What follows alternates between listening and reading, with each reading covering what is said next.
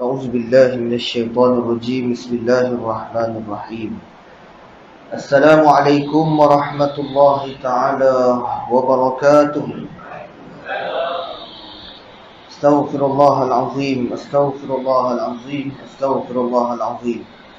الحمد لله رب العالمين، وبه نستعين على أمور الدنيا والدين. أشهد أن لا إله إلا الله وحده لا شريك له، وأشهد أن سيدنا محمدا عبده ورسوله، ونصلي ونسلم على حبيبنا شفيعنا محمد صلى الله عليه وسلم، وعلى آله وصحبه والتابعين ومن تبعهم بإحسان إلى يوم الدين. رب اشرح لي صدري ويسر لي أمري واحلل عقدة من لساني يفقه قولي. رب زدنا علما وارزقنا فهما. اللهم يسر ولا تعسر وبتمم بالخير. يا فتاه يا عليم افتح لنا فتوح العارفين. اللهم ألهمنا رشدي وأعذه من شر نفسي. أما بعد. Alhamdulillah, summa alhamdulillah, yang berusaha pengurusi surau apa tadi? Surau tinggi ada nama apa? Nama surau tinggi ya? Al-Musalla Al-A'la. Surau tinggi. Al-Musalla Al-A'la, surau tinggi. Kalau bahasa lain disebut sebagai Ur tempat tinggi. Macam nama Melayu itu asalnya Malaur. Apa maksud Malaur? Malaur maksudnya Mala itu orang, Ur tempat tinggi. Jadi kalau Melayu itu asal Malaur, maknanya orang yang duduk tempat yang tinggi. Sebab asal pendudukan kita ni semua tanah-tanah tinggi. Sebelum bangsa Melayu ni merebak, jadi dia duduk kat bukit-bukit kawasan tinggi. Jadi ini surau Ur lah. Jadi pengurusi, barisan imam, ahli jawatan kuasa, para pimpinan, tuan haji, puan hajah, tuan-tuan, puan-puan, hadirin hadirat, muslimin muslimat yang dirahmati dan didoakan di dalam naungan rahmah barakah Allah Azza wa Jalla. Terlebih dahulu saya merakamkan terima kasih pada semua, terutama di kuasa surau, berunding dengan saya untuk saya hadir pada malam ini. Yang pada asalnya pada malam ini saya ada kuliah bulanan di Masjid Jami' Johor. Dan juga pagi tadi tiba-tiba ada penceramah jemputan di surau Beringin, Seri Menanti. Penceramah tersebut penceramah terkenal lah. Dia tak dapat datang, jadi pengurusi surau telefon saya, minta saya gantikan. Jadi saya beritahu saya tak dapat lah. Walau berapa pun dia letak bayaran, saya tak dapat sebab ada janji dengan surau sini. Jadi hadirin yang dirahmati oleh Allah Ta'ala sekalian, saya diminta untuk mengulas serta bersama-sama warga surau untuk mentadabbur Al-Quran. Jadi saya seronok kiranya Al-Quran itu ditadabbur. Makna ditadabbur itu adalah difahami dan dihayati serta dikaji, dan seterusnya dapat pula diamalkan. Jadi saya lebih seronok kalau kita mula daripada juz amma. Juz amma ini dikenal sebagai, kenapa dipanggil juz amma? Kerana pada permulaan juz 30 ini, juz amma itu surah yang disebut iaitu amma yatasaalun, amma, maka disebut sebagai juz amma. Adapun makna lain pada juz amma ini adalah berkaitan dengan baginda Nabi SAW itu sendiri, iaitu Nabi SAW itu ummi. Ummi bermaksud Nabi bukan tak erti membaca ataupun menulis. Sebahagian orang dia mengatakan keadaan itu cela bagi Nabi ataupun kelemahan bagi Nabi SAW, kerana Nabi itu tidak erti menulis dan tidak erti membaca, itu satu kekurangan. Tetapi sebahagian menyebut bahawasanya itu adalah kelebihan. Kelebihan kerana apa? Yang pertama, tidak ada dakwa bahawasanya Nabi itu mereka Al-Quran. Itu yang pertama. Kalau Nabi SAW dikatakan mereka menulis, bahkan memandai-mandai, maka Nabi itu tak membaca manuskrip ataupun penulisan lama. Mustahil Nabi boleh mengadakan 30 juzuk daripada 114 surah yang terdiri daripada 6,617 ayat ini, mustahil Nabi boleh buat sendiri dalam keadaan begitu. Maksudnya kemuliaan pada Nabi. Dan kemuliaan yang kedua adalah, kalau orang besar, kalau tuan-tuan tengok cerita Melayu lama, kalau orang-orang besar ni, dia baca surat, siapa bacakan? Dia baca sendiri ke orang bacakan? Orang bacakan. Dia tulis sendiri ke orang tuliskan? Orang tuliskan. Jadi nak menunjukkan bahawasanya agungnya Nabi, Nabi tak baca, orang lain tolong baca. Baca apa dia kata, tulis. Maksudnya kemuliaan pada baginda Nabi SAW. Maka ini pada nama Juz Amma, yang mana terdiri daripada 33 surah, yang mana ayat di dalam Juz Amma ini kebanyakan surahnya turun di Makkiyah, kecuali 3 surah, iaitu surah Al-Bayyinah, Al-Zalzalah dan Al-Nasr. Itu sahaja surah yang turun di Madinah. Adapun ayat-ayat ataupun surah-surah yang lain, maknanya 30 surah yang lain, itu turun di Makkah. Apa maksud surah Makkiyah? Surah Makkiyah adalah surah akidah. Surah Madaniyah adalah surah syariah. Surah Makki banyak berkaitan dengan teras akidah kita. Adapun surah di Madinah itu berkaitan dengan persyariatan, amal ibadah dan sebagainya. Baik tuan-tuan, tuan-tuan okey kita cerita tadabbur Juz Amma. Jadi kalau tuan-tuan ada tafsir, boleh bawa tafsir. Tak kisah tafsir apa-apa, sebab saya akan rangkumkan daripada semua tafsir yang ada. Sama ada itu tafsir daripada kurun pertengahan, kurun awal dan juga kurun-kurun akhir, yang mana terdiri daripada tafsir Ibnu Katsir, Ibnu Khaldun, tafsir Al-Azhar, Mutaakhirin, tafsir Al-Munir, tafsir Al-Marbawi dan bagai-bagai tafsir lagi. Jadi kita kumpulkan. Jadi kita tak statik pada satu tafsir sahaja.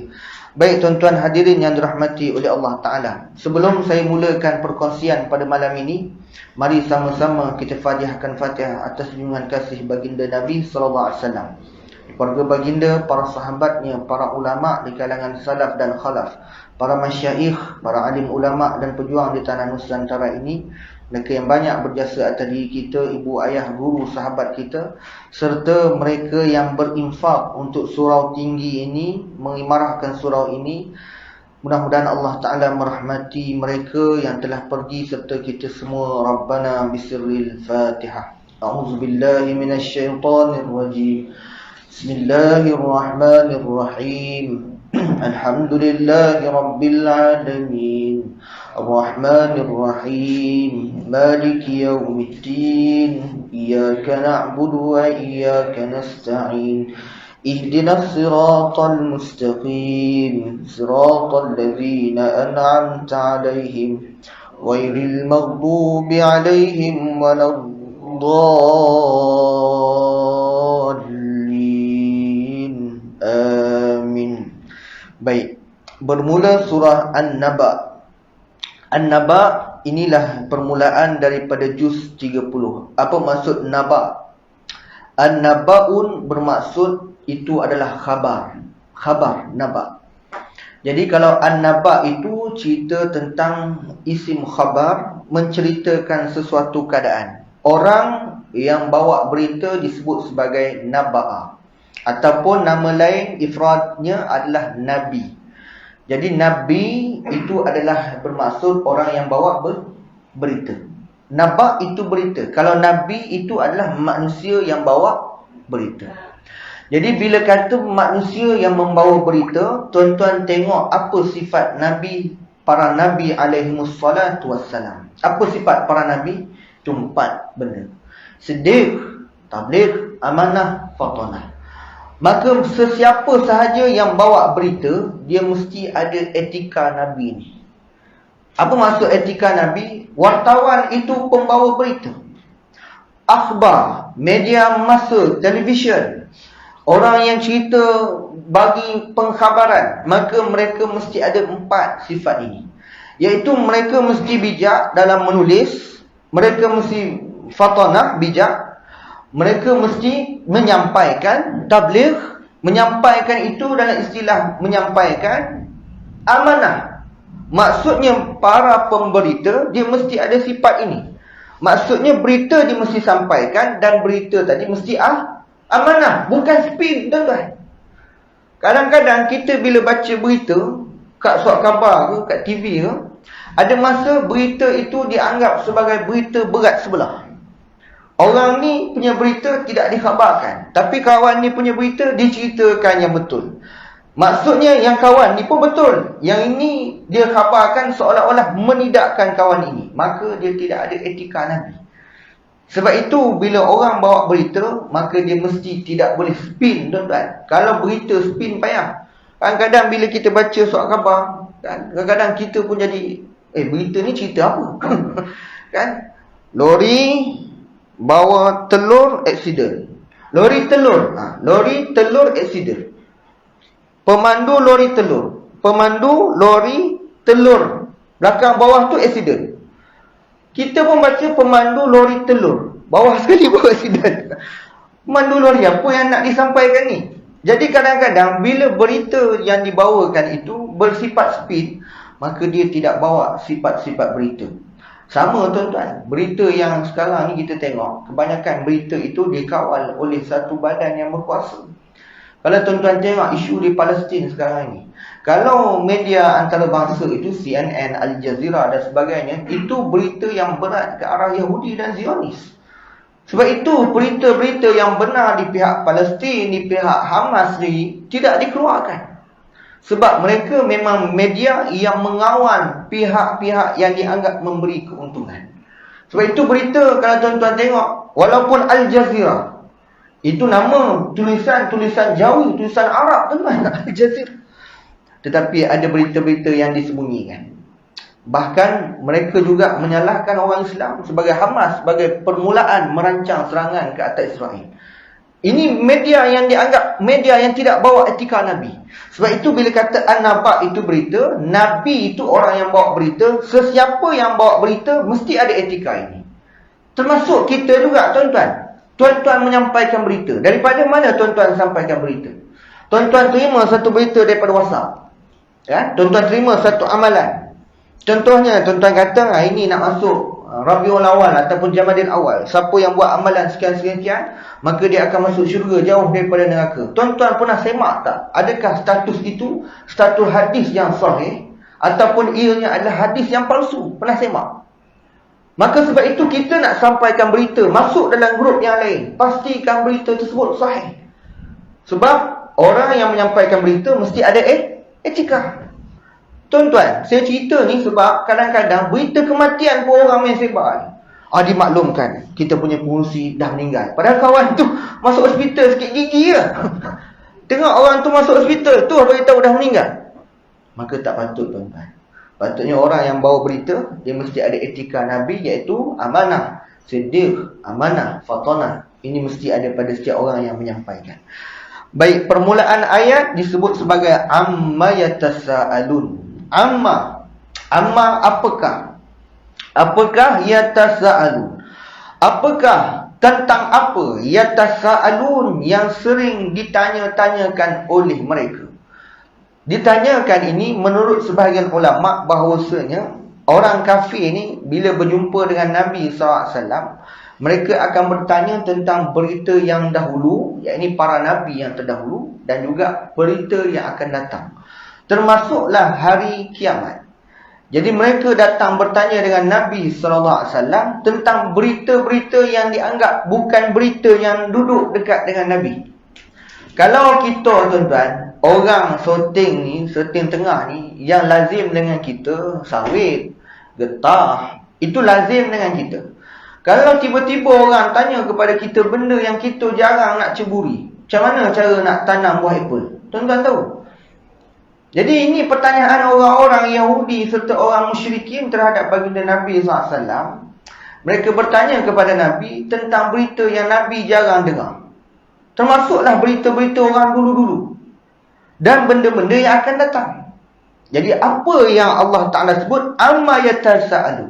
Mereka ni selalu tanya pasal apa? Mereka akan tanya kepada Nabi SAW berita yang dulu. Orang-orang dulu, Ashabul Kahfinya, Nabi Adam, Nabi Musa, Nabi Isa. Dan mereka tanya tentang raja-raja dulu. Mereka tanya pula peristiwa yang akan datang. Kiamat bagaimana terjadi. Maka ayat ini yang kedua disebut Anin Naba'il Azim. iaitu tentang naba'un, berita ataupun khabar al-azim. Para ulama sebut al-azim itu sebagai nama kiamat. Al-azim, azim bermaksud agung. Azim bermaksud agung. Kalau kita tafsir secara harfiah, secara huruf, secara kalimah, al-azim bermaksud dia agung. Tuan-tuan biasa dengar nama Masjid Azim, maksudnya Masjid Agung. Kalau orang tadi kita anggap dia mulia, maka kita akan sebut azim, Syekh Azim, maksudnya agung. Tapi dalam ayat ini, anin naba'il azim, tentang berita-berita yang dianggap berita agung, yang azim.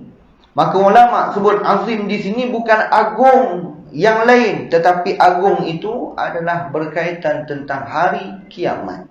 Mereka tanya kepada Nabi SAW tentang apakah itu hari kiamat. Tuan-tuan hadirin yang dirahmati oleh Allah Ta'ala sekalian, manusia ni bila cerita tentang kiamat, bukan kata orang Islam, tetapi semua agama, bangsa, mereka percaya tentang ada the end of the day. Maknanya ada pengakhiran hari. Maksudnya hari akan berlaku satu hari, dunia akan dihapuskan, dunia akan hilang. Semua agama percaya. Bahkan dalam pengkajian sama ada itu agama daripada Samawi, agama langit, Kristian, Yahudi, Kristian, Nasrani, Yahudi, ataupun agama Sabak, ataupun agama Sabak. Tuan-tuan tahu agama apa? Sabak. Agama Sabak. Agama Sabak, agama Daud. Agama Daud ini tak ramai orang anuti, tapi ada agama Sabak. Di Iraq masih ada orang yang berpegang dengan agama Sabak, agama Daud alaihissalam. Serta Islam. Ini agama yang pernah dibawa oleh para nabi. Disebut sebagai agama Samawi, agama langit. Adapun berita ataupun agama yang dianggap non-Samawi, bukan agama langit, itu adalah agama yang datang daripada pecahan agama langit. Semisal contoh, agama Hindu. Agama Hindu itu dia adalah pecahan daripada agama yang asasnya beriman kepada Allah Ta'ala. Tetapi mereka ini mengagungkan siapa? Bersifat mengagungkan dewa, yang mana dewa ini percampuran di antara berbagai pahaman, berbagai macam fikiran, sehingga mereka mempercayai bahawasanya Tuhan itu berbentuk dewa. Tuan-tuan tengok, Yunani kuno itu mereka sembah Tuhan yang dianggap dewa. Dia ada Tuhan Zeus, Tuhan yang dianggap Tuhan yang paling berkuasa. Dia ada Odin, dianggap sebagai ayah daripada Zeus, tuan-tuan. Ini tuan-tuan kalau tengok cerita Marvel, tuan-tuan tengok cerita apa? Thor itu asalnya itu juga adalah dewa, anak kepada dewa. Tuan-tuan, agama Yunani. Kalau tuan-tuan tengok agama Hindu, mereka pun ada Tuhan yang dianggap dewa. Dewa Siva, ada dewanya. Ada dewa apa lagi? Siva, ada dewa perempuan, apa namanya? Allahumma salli ala Muhammad. Tuan-tuan tahu nama dewa perempuan Allahumma salli ala Muhammad. Lupa, dia ada 3 dewa yang mereka sembah, yang dianggap dewa yang paling kuat. Maka ini dianggap sebagai pecahan dari pemahaman bahawasanya ada manusia yang berkuasa. Asasnya daripada sembahan orang-orang di zaman Nabi Nuh alaihissalam. Maksudnya daripada Nabi Adam alaihissalam sehingga zaman Nabi Nuh, maka itu dianggap zaman yang tidak ada agama melainkan agama menyembah Allah. Tuan-tuan kena ingat, manusia atas muka bumi ini, fasa dia adalah Nabi Adam, dan fasa seterusnya zaman Nabi Nuh. Itu manusia. Maksudnya Nabi Adam AS hidup 1000 tahun sampai zaman Nabi Nuh. Itu manusia dah berkembang, beribu orang. Kan? Anak Nabi Adam saja dah ada lebih kurang 40 orang. Itu tak campur dengan zaman Nabi Idris AS. Manusia dah ribuan orang. Dah ramai manusia. Tetapi tuan-tuan kena ingat, manusia sehingga zaman Nabi Nuh, setelah itu yang selamat adalah manusia yang duduk atas kapal Nabi Nuh AS. Maksudnya Nabi Adam AS sehingga zaman Nabi Nuh, itu manusia yang selamat di atas bahtera saja. Adapun yang di bawah, maka mereka mati. Maksudnya manusia bermula daripada zaman Nabi Adam, habis zaman Nabi Nuh. Dan bermula manusia semula daripada zaman Nabi Nuh alaihi salam. Maka start daripada itu, maka bermulalah umat-umat daripada di kalangan orang yang naik bahtera Nabi Nuh. Dan ketika itulah adanya agama yang menyembah Tuhan yang dianggap orang-orang soleh. Ini bukan agama langit, ini agama pecahan daripada fahaman. Semua agama saya cerita tadi, mereka percaya tentang adanya hari akhir. Tuan-tuan, sebelum saya lebih lanjut tuan-tuan, saya lupa nak kenalkan diri tuan-tuan. Tuan-tuan pernah tak saya? Saya ni asalnya memang tak lari dengan tuan-tuan dah. Saya pernah duduk kat taman, apa nama taman Satin Tengah ni? Desa Permai. Saya pernah duduk. Alamat rumah pun saya dah lupa. Saya asal lahir orang Perak tuan-tuan. Dan lahir di Perak. Tapi abah saya orang Seting Hilir Kampung. Itu kampung arwah wan saya. Nyang saya, monyang saya semua orang Seri Menanti. Itu Gunung Pasir. Ada lagi atuk saudara saya masih ada lagi di Gunung Pasir. Dan kerabat saya banyaklah di Seri Menanti. Mak saya orang Perak. Dan ikut abah balik ke sinilah tahun 1998. Ikut balik sini. Saya punya pengajian untuk makluman tuan-tuan, saya tidak ada sekolah formal di sekolah kebangsaan. Saya start daripada pengajian pondok. Pertama sekali saya mengaji pondok di Lonek. Kemudian saya sambung pengajian tahfiz di Port Dickson. Kemudian saya sambung pengajian di Institut Pengajian Al-Azhar di Allahumma salli ala Muhammad, Teluk Panlima Garang, Selangor. Kemudian saya menyambung pengajian lagi di Darul Universiti College Universiti Darul Quran Islamiah di Terengganu. Kemudian saya melanjutkan pelajaran lagi setelah itu di Universitas Islam Negeri Syarif Hidayatullah Jakarta. Dan saya juga mengambil pengajian tidak formal di beberapa pesantren di Indonesia, antaranya pengajian Madrasah Az-Zain di Bogor, Indonesia. Jadi itulah sedikit pengajian saya.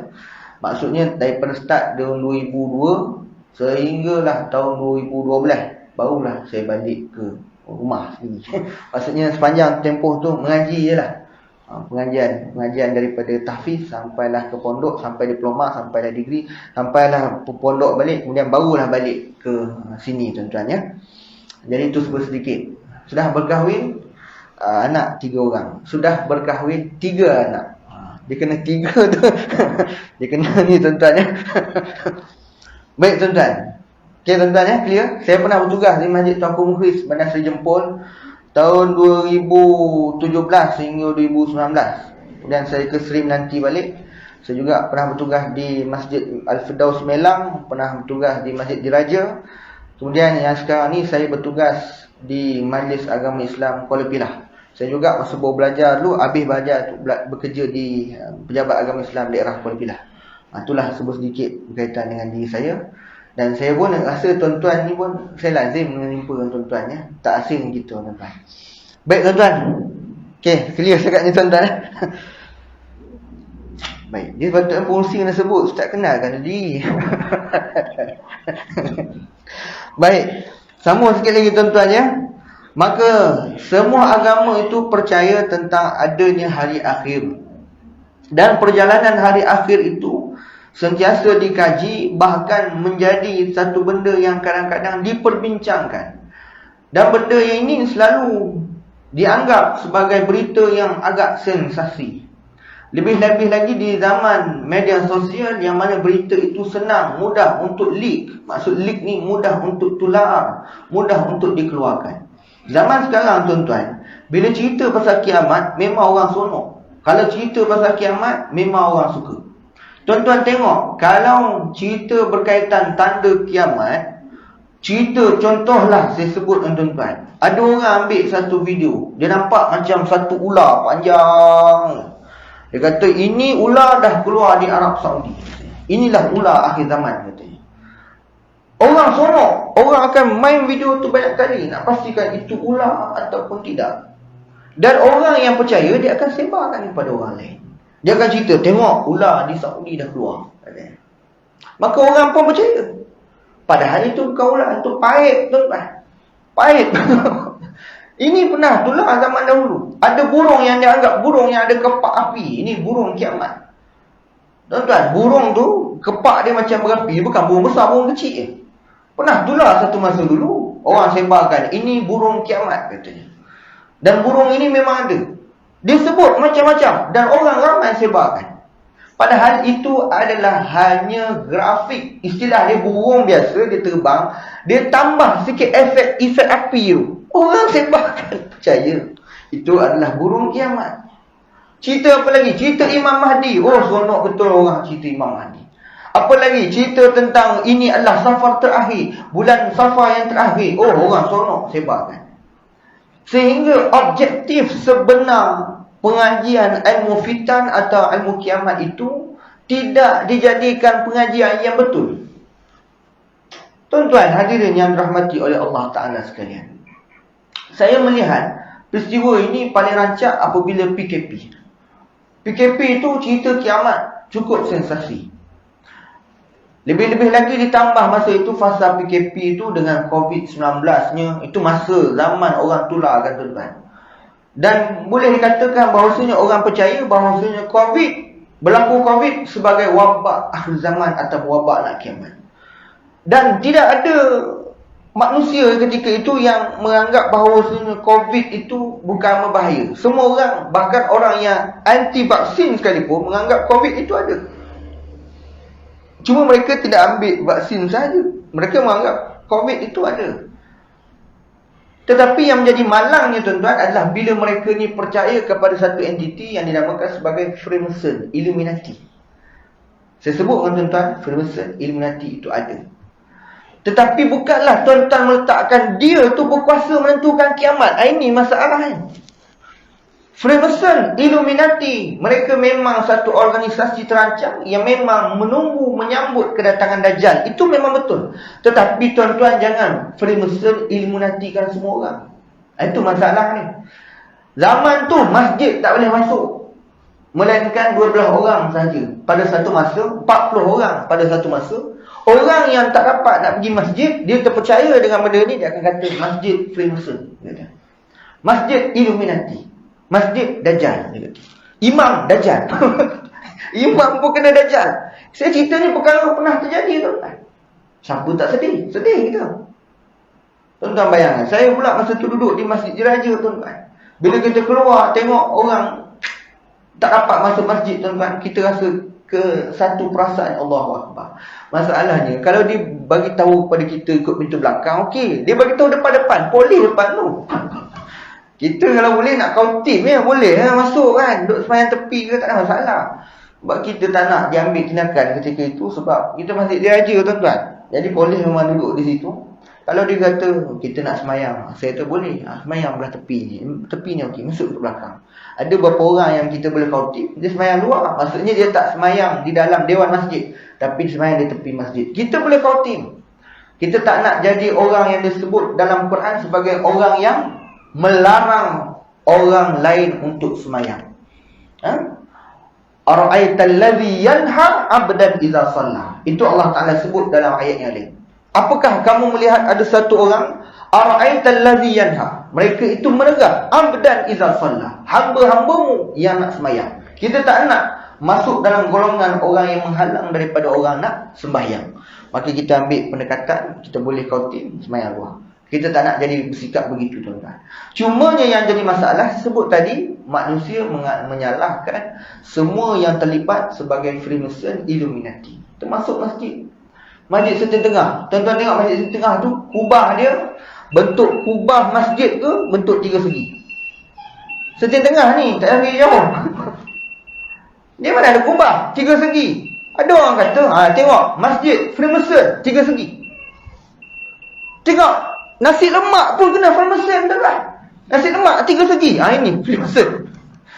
Ini masalahnya. Bila mana ilmu fitan itu tidak dijadikan satu pengajian dalam pengajian yang sepatutnya ada disiplinnya. Tuan-tuan, hadirin yang dirahmati oleh Allah Ta'ala sekalian, saya nak sebut dengan tuan-tuan, kiamat itu tuan-tuan, dia adalah tanda yang disebut oleh Nabi SAW tetapi tidak disebut tahunnya, tetapi Nabi menyatakan cirinya. Dan tuan-tuan, sebelum nak sebut Dajjal, tuan-tuan kena tahu, Dajjal dia tak akan keluar selagi mana manusia menyebut tentang perkataan Dajjal itu sendiri. Dajjal dia tak akan keluar. Sama macam kiamat. Kiamat tidak akan berlaku selagi mana manusia berterusan menyebut nama Allah. Kiamat dunia tidak akan hancur selagi mana setiap saat manusia menyebut nama Allah. Dan tuan-tuan melihat hari ini nama Allah itu sentiasa disebut. Kat mana tuan-tuan tengok waktu azan dia dah cukup. Tak payah kata manusia sebut nama Allah. Kuliah kita sebut nama Allah. Tuan-tuan tengok azan. Azan di Kuala Pilah dengan jempol mana dulu? Jempol dulu. Jempol azan. Jempol belum habis azan, Pilah sambung. Pilah belum habis azan, Seremban sambung. Seremban belum habis azan, belah-belah nilai pajang pula sambung. Belum habis lagi, sambung pula belah Selangor. Selangor belum habis. Dia bersambung. Azan ni bersambung satu dunia. Jadi kiamat tak akan berlaku. Letupan dunia, hancur ni tak akan berlaku selagi mana manusia menyebut nama Allah. Dajjal pun begitu. Dia tidak akan keluar selagi mana manusia menyebut pasal Dajjal. Tuan-tuan, Dajjal ni orang sebut, tuan-tuan bayangkan, dulu Menteri Kesihatan namanya siapa? Dulu zaman Khairi Jamaluddin, dia Menteri Kesihatan. Orang tak panggil KJ, orang panggil Kajal, tuan-tuan. Nak bagi tahu. Orang kata sampai dia, Kajal kau ni. Tuan-tuan bayangkan. Maksudnya Dajjal masih lagi disebut. Jadi Dajjal belum masanya nak keluar. Macam mana penyusunan tanda kiamat tu? Tuan-tuan tengok time base. Nabi sebutkan ciri. Ciri dia apa Nabi kata? Pertama sekali kita nak tahu dia ada kiamat kecil, pertengahan dan pintu kiamat besar. Ni yang tuan-tuan nak faham. Sebab pertengahan ni memang zaman kita. Cuma nak masuk mukadimah kiamat akbar ni, kiamat besar ni. Orang nak cerita ni kat mana tuan-tuan? Cerita dia kiamat besar ni tuan-tuan, dia berlaku bila mana Malhamah Kubra, peperangan akhir zaman. Itu pintu kiamat besar. Tuan-tuan, apa ciri Malhamah Kubra?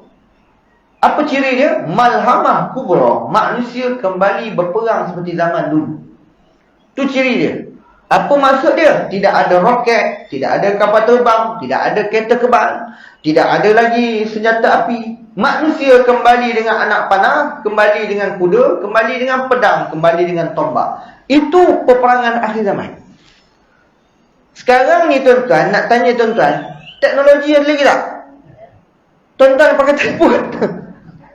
Bila kiamat besar? Belum lagi. Tuan-tuan kena tunggu ni, lampu elektrik semua tak ada tuan-tuan. Tidak ada lagi sumber tenaga ketika itu. Bahkan boleh dikatakan tenaga solar pun tidak dapat nak digunakan. Tenaga pantulan air terjun pun tak. Semua tenaga tak boleh nak digunakan. Istilah ketika itu, manusia kembali kepada zaman awal nomad, yakni duduk di rumah kayu yang lebih berangin, tidak akan tinggal di rumah-rumah batu yang bersifat perlukan penghawa dingin, perlukan kipas. Jadi itu permulaan. Dan perang Malhamah Kubra ini, tuan-tuan kena ingat, itu Islam bersama dengan Nasrani melawan Yahudi dan juga orang-orang musyrikin. Dua golongan. Dua golongan Islam dan Nasrani menentang Yahudi dan musyrikin. Siapa orang musyrikin? Dia orang Nasrani juga. Tetapi dia dianggap sebagai Nasrani yang Katolik ataupun Nasrani yang telah mengubah agama mereka. Tuan-tuan kena beza tu tuan-tuan ya. Allah Ta'ala sebut dalam Quran, la tajidanna asyaddan nasi adawah. Akan kamu dapati adawah, orang yang paling syadid, keras, bermusuh dengan kamu. Siapa dia? Siapa orang yang kuat musuh orang Islam? Dua golongan. Na'amanu allazi yahuda wallazi na'asyraku. Itu dia golongan pertama, golongan Yahudi. Tuan-tuan kena ingat tu. Yang paling kuat musuh dengan kita adalah orang Yahudi. Tuan-tuan jangan percaya dengan wayang dia. Dan kita kena rasa marah bila mana ada orang yang masih lagi menganggap apa yang berlaku di Palestin sekarang ini sebagai Hamas punya tindakan. Seolah-olah mereka lunak dengan Israel. Maknanya mereka ni tuan-tuan berlawanan dengan apa yang Allah Ta'ala sebut dalam Quran. Allah sebut dalam Quran, orang yang paling marah sekali dengan orang Islam ni orang Yahudi, tuan-tuan. Yahudi bunuh Nabi. Quran, wa qatlihimul anbiya. Cerita dalam Quran, orang Yahudi ni bunuh Nabi. Saya nak tanya, orang Melayu bunuh Nabi tak? Orang India bunuh Nabi? Orang Cina bunuh Nabi? Orang Yahudi bunuh Nabi. Mereka memang dilahirkan sejak azali memang bangsa yang jahat. Jadi kalau tuan-tuan ada simpati dengan Yahudi, ada benda yang tak kena, tuan-tuan.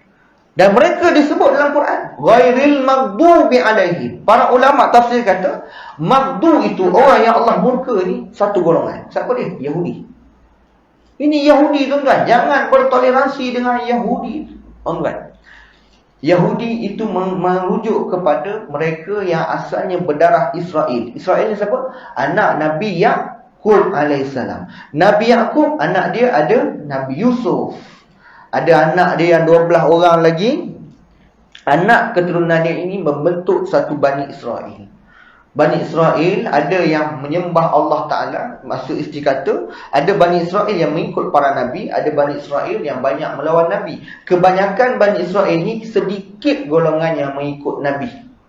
Lebih banyak yang melawan dan membunuh Nabi. Ini yang orang Israel. Tuan-tuan kena ingat, Israel yang ada sekarang ini adalah nama baru. Mereka menganggap itu tanah yang dijanjikan untuk orang-orang yang dianggap daripada keturunan Nabi Yaqub AS. Yang dianggap jahat sekarang ni, tuan-tuan, itu dia Israel beragama Yahudi. Dan mereka sekarang duduk dalam organisasi namanya Zionis. Ini golongan yang tidak ada ampun. Mereka ni kalau tuan-tuan jumpa, ciri dia apa dia? Agama bangsanya Israel, agamanya Yahudi.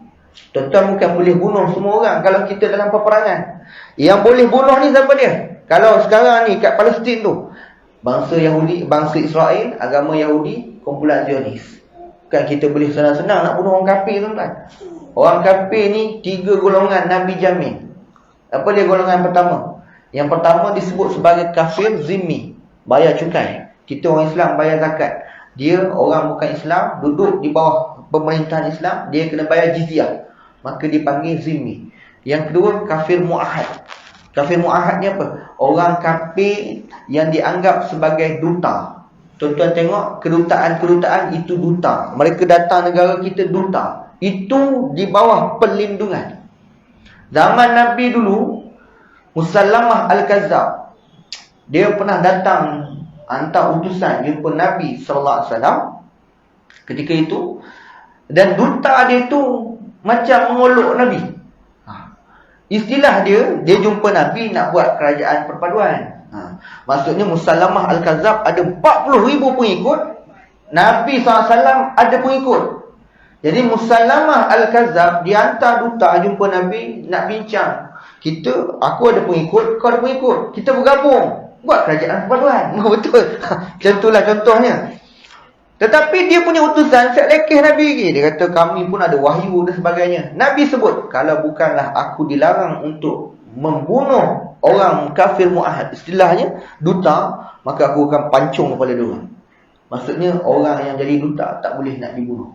Lagi kafir mu'tamin, kafir yang mendapat perlindungan, pelarian dan sebagainya. Ini orang kafir memang tak boleh kita nak bunuh, tuan-tuan. Tapi yang berlaku sekarang ni di Palestin, ini jelas Zionis, agamanya Yahudi yang cukup benci kan agama Islam. Tuan-tuan, hadirin yang dirahmati oleh Allah Ta'ala sekalian. Baik tuan-tuan, saya nak cerita balik tadi. Kalau tuan-tuan dengar bila cerita kiamat, tuan-tuan ingat ciri dia ya.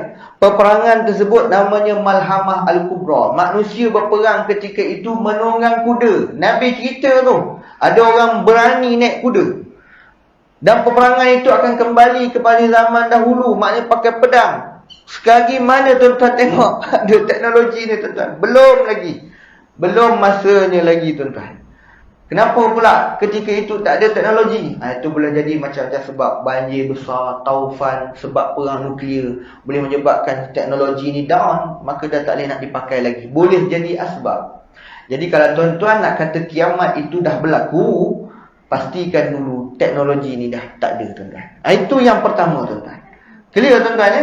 Dan ketika peperangan itu, nak tahu Dajjal keluar bila? Perang tuan tu, Malhamah Al-Kubra tu, dia ada 3 golongan orang Islam ketika itu. Yang pertama, mereka ni golongan yang dianggap murtad, yakni mereka lari daripada peperang. Golongan kedua adalah golongan yang syahid. Maknanya manusia akan jadi 3 bahagian. Yang pertama, orang yang lari daripada peperangan, dan mereka semua orang yang meninggal dalam keadaan murtad, Nabi sebut. Yang kedua adalah pasukan yang perang dan mati. Yang ketiga adalah manusia yang berjaya menang peperangan akhir zaman ni, menentang Yahudi dan juga musyrikin. Dan ketika menang itu, mereka duduk istirahat. Hadis Nabi cerita, ketika itu setan dia naik atas bukit, dia jerit Dajjal dah keluar. Setan saja dia sebut, padahal setan sebut. Ini dalam hadis cerita. Padahal ketika itu memang Dajjal dah keluar.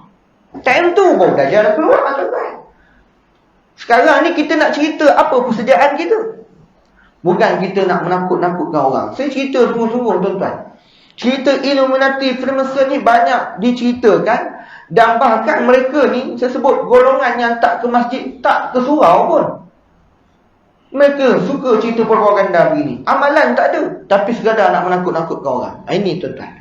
Baik tuan-tuan ya. Tuan-tuan okey tak? Boleh lagi. Anin Naba'il Azim, mereka bertanya tentang satu berita yang sangat besar, iaitu berita tentang hari kiamat. Jadi tuan-tuan kena ingat, saya sebut tadi peperangan akhir zaman, itulah mukaddimah. Maksudnya mukaddimah kiamat besar. Manusia berperang tidak menggunakan teknologi. Tuan-tuan ingat tu je. Jadi kalau ada orang cerita pasal kiamat dan sebagainya, tuan-tuan boleh anggap, consider perkara tersebut belum berlaku lagi. Sebab yang jadi masalah, tuan-tuan, cerita macam ni menyebabkan apa? Dia menyebabkan perkara yang baik dengan tak baik. Tak baik tu lagi banyak. Contohnya apa? Contohnya orang yang ada kebun, dia tak nak usaha dengan kebun ni. Buat apa nak tanam pokok, nak kiamat dah, bye-bye. Dia biar kebun dia hutan. Orang yang nak kerja, dia dah tak semangat nak kerja. Tak payahlah kerja sungguh-sungguh dah, nak kiamat dah, bye-bye. Dia takkan kerja sungguh-sungguh. Bahkan orang dia akan anggap, tak apalah nak kiamat dah, biarlah. Ini masalahnya, tuan-tuan. Kita seronok cerita buat kiamat, tapi menyebabkan orang jauh daripada nak maju. Sehingga kan orang bukan agama Islam pula yang pegang bahagian-bahagian tu. Kita orang Islam, tak apalah nak kiamat dah, tak apalah. Ini masalah, tuan-tuan. Sebab itu ini yang terjadi dalam sekarang. Jadi kalau tuan-tuan nak anggap kiamat, pastikan tidak ada lagi teknologi. Baik. Allazi hum fihi mukhtalifun. Yang mereka itu allazi hum fihi mukhtalifun, iaitu yang hum itu kembali kepada mereka, fihi mukhtalifun, mereka itu saling berselisihan. Al-khalif, al-mukhtalif, mereka saling berbeza pandangan. Manusia memang berbeza pandangan. Itu memang Allah Ta'ala jadikan. Kenapa kita berbeza? Mata pun berbeza, tekak pun berbeza, tuan-tuan. Tuan-tuan, ada yang gomar makan masa asam. Ada orang tak gomar masa asam. Tuan-tuan gomar podeh-podeh. Ada orang tak gomar podeh. Tuan-tuan suka manis, potong kaki. Ada orang gomar manis sampai potong kaki. Ada orang, wih manis tak boleh minum.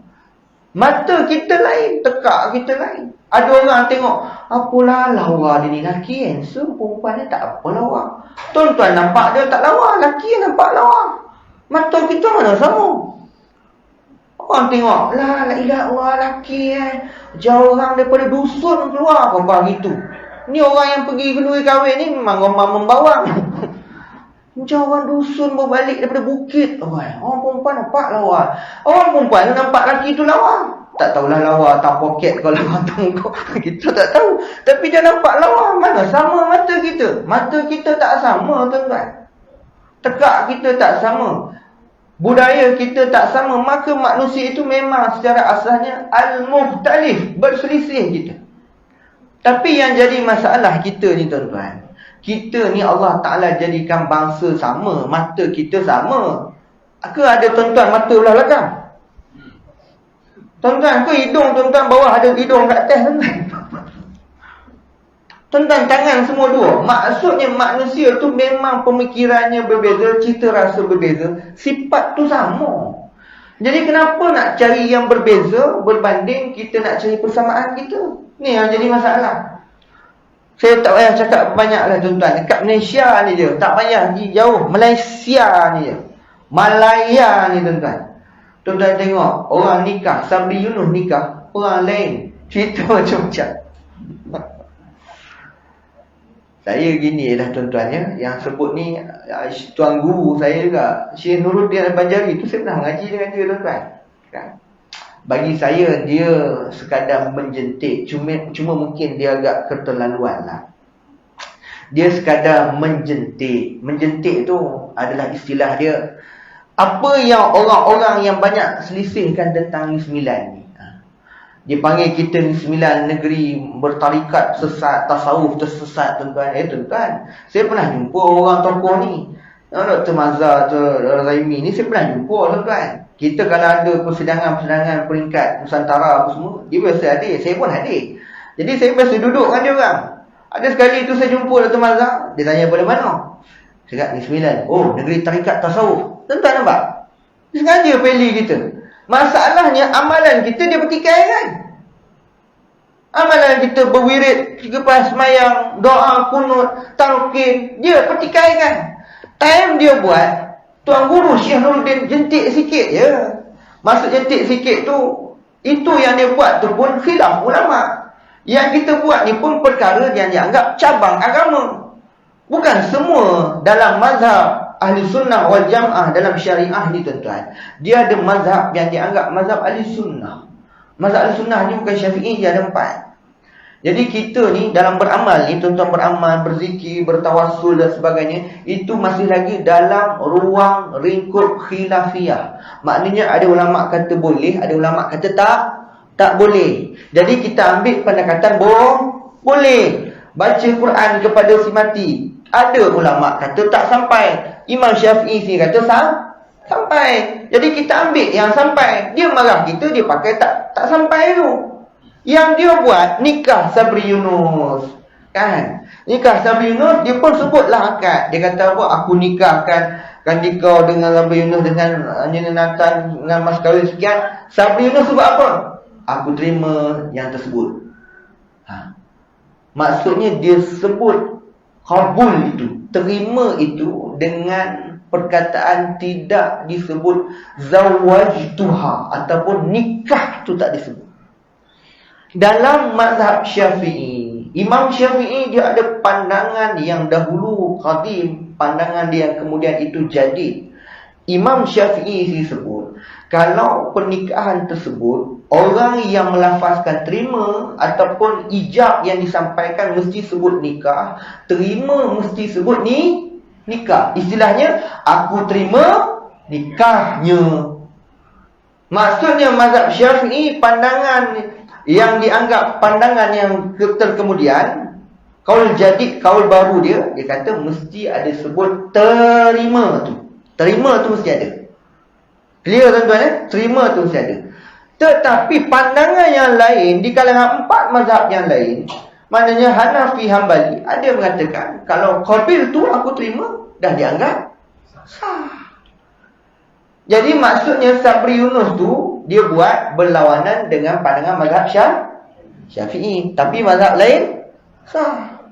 Jadi Tuan Guru Syekh Nuruddin jentik sikit. Dia selalu pertikaikan kita pertikaikan dia. Dia pula marah. Tapi tuan-tuan, nikah Sabri Yunus tu sah ya tuan-tuan ya. Mengikut pandangan dalam mazhab yang lain itu sah tuan-tuan ya. Cuma kita nak bagi tahu, kita tak sama dengan dia. Janganlah marah kita berwirid, pergi kubur, bertawassul dan sebagainya. Kau buat amalan lain, kita orang pertikaikan, kau marah pula. Sebenarnya tuan-tuan, kalau nikah ni dianggap soreh tu, angguk pun dah dianggap terima tuan-tuan. Kalau orang tak boleh bercakap, tuan-tuan pernah tengok orang bisu nikah? Ke orang bisu tak kahwin? Orang bisu kahwin. Orang bisu kahwin macam mana nak cakap? Itu angguk tu dianggap terima tu. Saya nikahkan kau dengan ni dengan mas kahwin. Saya cakap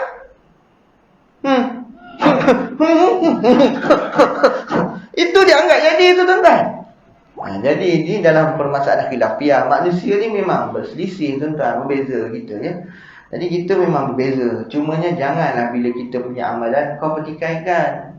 Bila kau buat, kita pertikaikan, kau melenting. Jadi jangan pertikaikan. Sebab manusia ni memang berbeza. Cuma kita ni kan elok kalau boleh kita makan sehidang, duduk bermuafakat, cari titik bersamaan. Itu kan lebih baik. Kan? Tuan-tuan, kita tak sama. Saya banyak ada orang-orang di Kuala Pilah. Saya nyatakan tuan-tuan, ada orang di Kuala Pilah yang memang dia mengikut ajaran-ajaran yang dianggap salafi ni, dia tak setuju. Saya berwirid lepas semayang, ada yang tak setuju. Ada yang bangun lepas saya habis salam, dia bangun. Dia seolah-olah menentang. Dan ada juga yang berdayah. Berdayah istilah dia menyalahkan ulama'-ulama' yang ada ni tuan-tuan. Kan menyalahkan ulama' ni dengan anggapan bahawa amalan yang banyak dilakukan oleh masyarakat sekarang ini adalah amalan yang tidak menepati sunnah. Itu kata mereka. Maka kita katakan bahawasanya amalan yang kita buat, wiridnya, tamasya zikir semalam kemarin buat tuan-tuan, ini adalah amalan daripada ulama'-ulama' zaman dahulu. Dan tuan-tuan kena ingat, kebanyakan ulama' zaman dulu yang dianggap sebelum zaman moden, inilah ulama' yang banyak beramal dan mereka lah yang banyak menentang penjajah. Tuan-tuan kena ingat tu. Kalau tuan-tuan tengok tanah Melayu ni, banyak ulama'-ulama' tanah Melayu ni kebanyakannya mereka ahli tarikat tasawuf. Tu tuan-tuan kena perhatikan. Dan mereka ni memang pejuang sungguh-sungguh. Dan tak tunduk kepada British, tak tunduk kepada penjajah. Sebab apa? Sebab amalan mereka, keyakinan kepada Allah Ta'ala kuat. Sebab itu kita Negeri Sembilan ni, bumi sebagai bumi sufi, bumi beramal. Maka tuan-tuan teruskan dengan amalan. Kalau ada amalan, buat lepas subuh, buat lepas maghrib, buat lepas isyak. Kalau tak ada tuan-tuan ya, kita kena yakin dengan amalan yang kita buat. Sebab amalan ni, saya boleh katakan tuan-tuan, kalau orang Islam ni tak ada amalan, amalan ni adalah makanan rohani kita. Tuan-tuan ingat tu, dia bukan saja-saja tak, dia adalah makanan rohani kita. Kalau rohani kita tak cukup makan, maka dia akan buat lemahnya kita punya rohani ni lemah, iman kita lemah, beramal tu tak kuat. Makin lama makin jauh kita tawakal dengan Allah Ta'ala. Tu kita tak nak. Kenapa orang dulu kuat tawakal dengan Allah? Amalannya banyak, zikirnya banyak. Bila zikir banyak, amalan banyak, Allah sayang nak. Allah sayang. Bila Allah sayang, Allah tolong nak. Allah tolong. Sekarang ni masalahnya amalan sikit. Bila amalan sikit, Allah sayang tak agak-agak. Kuranglah Allah sayang. Bila kita tak sayang Allah, Allah sayang kita tak? Kuranglah. Bila Allah kurang sayang, pertolongan Allah sampai tak? Mana nak sampai? Itu cerita dia tuan-tuan. Jadi kita faham kat situ ya tuan-tuan ya. Boleh tuan-tuan ya? Okey, sambung sikit lagi tuan-tuan. Kalla saya'lamun. Sekali-kali saya'lamun. Sekali-kali kelak mereka akan ya'lamun. Mereka akan mengetahui. Summa kalla saya'lamun. Kemudian sesekali tidak kelak mereka akan mengetahui. Apa maksudnya? Ada masa orang yang akan tahu, dia akan tahu. Siapa dia orang yang tahu? Orang yang tahu adalah orang yang hidup pada zaman itu. Tuan-tuan, apa yang Nabi SAW cerita tentang kiamat, ibu bertuankan anak, makna zina bermaharajalela, muzik bermaharajalela, pembebasan Konstantinopel, itu nak disebut ada orang tak sempat tahu perkara tersebut terjadi. Summa kalla saya'lamun. Tapi ada orang yang dia ketahui. Kenapa dia ketahui? Sebab dia hidup zaman tersebut. Jadi bila dia hidup zaman tersebut, dia menyaksikan perkara yang disebutkan oleh Nabi sallallahu alaihi wasallam. Konstantinopel, Turkiye. Turkiye tuan-tuan ya, dia bukan Turki, dia dah tukar Turkiye. Kenapa pula tukar Turkiye? Tuan-tuan ingat saja tukar tak? Erdogan masa dia naik jadi presiden, dia memang kalau boleh dia kata kita tukar nama Turki. Itu bukan dia tukar tu sebutannya, dia hantar ke UNESCO, PBB dan juga dihantar kepada Pertubuhan Dunia untuk tukar nama Turki kepada Turkiye. Kenapa? Sebab UNESCO terima, dia tu umumkan nama Turki bukan nama Turki lagi, Turkiye. Sebab Turki ni adalah nama kepada benda yang tidak baik. Turk itu bermaksud manusia yang ditinggalkan. Turk kalau dalam bahasa Arab taraka, tinggal. Jadi kalau Turk, bangsa Turk adalah maksud orang yang ditinggalkan. Dan Turki itu adalah nama yang banyak disebut oleh orang-orang belah barat, dinisbahkan kepada banyak benda yang tak baik. Contohnya ayam Turki. Tuan tahu ayam Turki? Ayam Turki itu untuk apa? Untuk apa ayam Turki? Seremoni apa? Perayaan tertentu. Kenapa dia guna ayam Turki? Dia melambangkan ini Turki, kita bunuh Turki. Jadi sebab itu dia buat Turki itu, dia tukar. Dia tak nak nama Turki ni nama yang orang tinggalkan, nama yang orang olok-olokkan. Maka Erdogan kata Turkiye. Jadi namalah, tukarlah nama sekarang tu Turkiye. Tuan-tuan ya, kita sebut Turkiye tuan-tuan ya. Turki itu nama dulu, sekarang Turkiye. Jadi tuan-tuan, Nabi sebut Konstantinopel. Saya sebut banyak panglima di zaman Khilafah Uthmaniyah, di zaman tentera-tentera Islam gemilang, sama ada dinasti Mamluknya, Abbasiyahnya, Bani Umayyahnya, Al-Fatimiyah. Banyak dinasti sebelum Sultan Muhammad Al-Fatih itu cuba untuk ambil Konstantinopel. Mereka mendengar apa yang Nabi sebutkan dan mereka percaya, tapi tidak menyaksikan. Tetapi yang menyaksikan itu adalah orang yang namun dia tahu. Sebab dia nampak Sultan Muhammad Al-Fatih, dia buka Konstantinopel, merealisasikan apa yang Nabi SAW sebutkan. Itu tuan-tuan. Maksudnya orang yang tak pernah tengok, dia tak tahu. Istilah dia tak tengok. Tapi ketika mana perkara tersebut dia dah berlaku, dia tengok, maka dia mengetahui. Istilah dia begitu tuan-tuan ya. Saya ambil ayat yang ke-6. Alam naj'alil arda mihada. Bukankah kami menjadikan bumi itu mihada? Mihada ini yang menjadi perselisihan. Sebahagian orang-orang yang akhir ni mengatakan bumi itu flat earth, ataupun bumi itu bersifat rata. Kan? Alam naj'alil arda mihada. Kami menjadikan bumi itu mihada. Mihada ini istilahnya dia satulah hamparan. Maka hamparan ini orang yang beranggapan bumi ni rata, dia katakan bumi ni mihada. Mihada ni macam mana? Tuan-tuan kalau betang ni kapet tu melengkung ke lurus. Jadi ada sebahagian orang beranggapan bumi ni bersifat rata. Berdasarkan ada di sini mihada. Bumi tu hamparan. Bila hamparan, dia bulat ke dia lebar? Lebar. Bila lebar, bumi tu macam tu lah. Macam ni lah bumi ni. Dia konsep dia gitu. Dia tak ada bulan. Ni sebahagian orang yang dia tafsir ikut kepala dia. Sedangkan ada ayat-ayat yang lain yang cerita tentang planet, cerita tentang sistem suria, cerita tentang galaksi. Sepatutnya ayat ini juga ditadabbur. Barulah kita tahu pertukaran hari, pertukaran siang, keadaan bumi itu bukan sekadar mihada. Itu bukan bermaksud bumi itu bersifat rata, tetapi hamparan adalah tempat manusia berjalan. Itu maksudnya. Kami jadikan bumi itu tempat orang berjalan. Sebab itu bila berjalan, ada ayat yang lain sebut wala tamshi fil ardi marha. Jangan jalan atas muka bumi dalam keadaan sombong. Itu maksudnya. Bumi tempat jalan. Jadi bila berjalan, jangan sombong. Tuan-tuan tengok orang berjalan, macam cerita apa? Tu. Sama cerita Ramli tu. Yang berjalan, nak jadi orang kaya berjalan tu. Jangan tuan, jangan jalan kena sombong. Kita berjaya macam mana, pangkat besar macam mana sekalipun tuan-tuan, jangan berjalan atas bumi ni sombong. Bumi marah, esok keceduk bawah dia.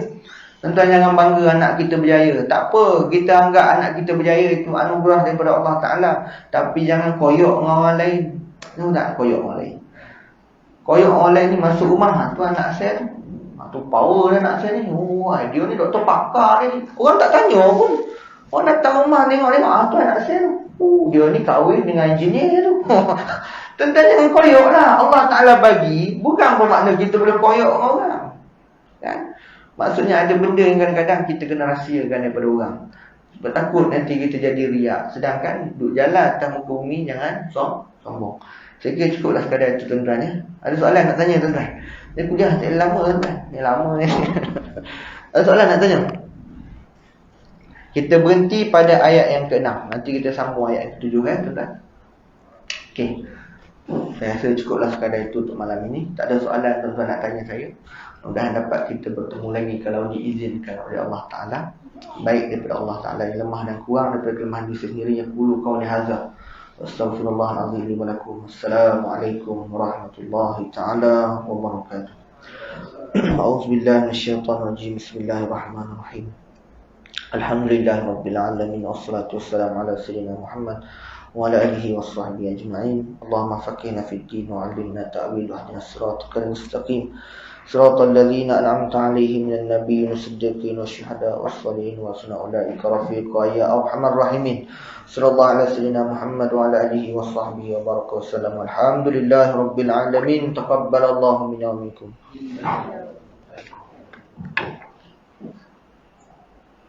Alhamdulillah, terima kasih kepada Ustaz atas pengajian pada malam ini. InsyaAllah kita akan bincanglah pertemuan yang akan datang pada tarikh yang kita tak tahu lagi lah. Itu sebab kalau Ustaz setuju dengan tarikh yang kita bagi ini, tak masalah diteruskan. Dia takut bertemu dengan Pak Zainal.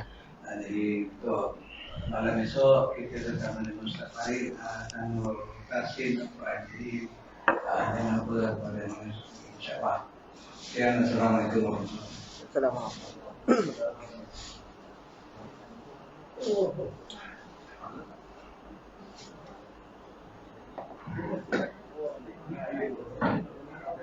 Tuan Haji Pufi kan? Ya. Pufi juga. Ayo saya. Hablah. Ha? Haji Hablah. Ablah. Ya, Hablah.